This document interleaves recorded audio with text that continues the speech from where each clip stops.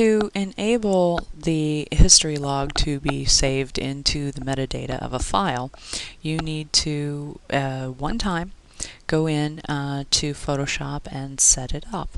And the way that you do that is you have Photoshop going, and you don't have to have an image open if you don't want, but it's almost Halloween, so I thought this would be a nice picture.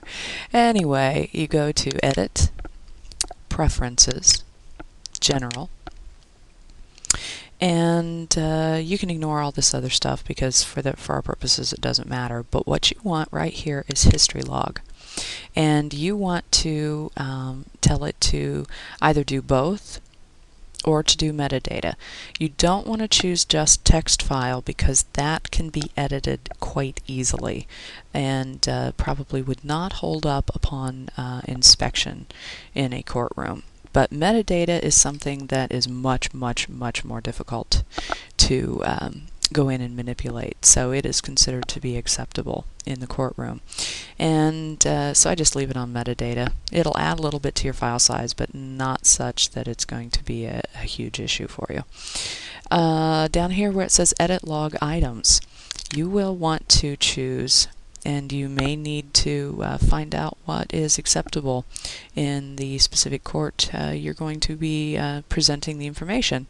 But if you do sessions only, all that does is tell you when you opened a file and when you closed a file, which is great for billing clients. You can keep track of how long you've worked on something, but it's not very good for trying to explain what you did to an image because it doesn't tell you. Concise, that will say that you used a certain tool with a certain just a certain tool, actually. It won't say anything about the kind of settings that you had when you were using that tool. It's a little easier to read, but doesn't give as much information. I would opt for detailed, frankly, because it's always better to give more information than is needed, at least in my opinion. And this is going to give every last detail about what you have done. If you create a rectangular selection in an image, it will say that you were at the XY coordinate at the top when you started and you finished at the XY coordinate down here, all the way down to what colors you choose, what the different RGB values are for that, or however you derive your colors. It will give details about everything ad nauseum. It would take a Photoshop expert, I would say, to be able to truly understand all of that intricate detail, but that is indeed who they would be having look at your image, so that's not a problem. And you get that set up, just check history log, make sure it says metadata, and set it to the detailed log items and say OK.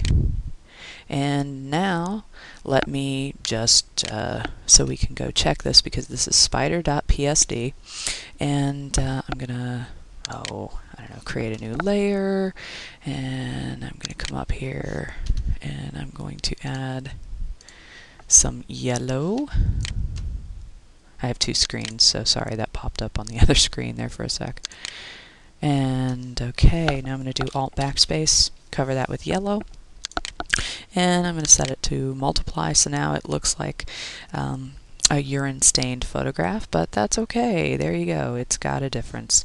And I could do File, I'm going to do Save As because I don't like the yellow, so I can trash this when we're done. Yellow, spider yellow.psd in that folder. So there we go. Yes, I will maximize compatibility. That just means that you can open this file in previous versions of Photoshop, always a good thing to do. And it's writing the Photoshop format. And then if I were to go check the metadata in Bridge, I would be able to see the changes that I had just made in the metadata of this file. So there you go. That's how you create that.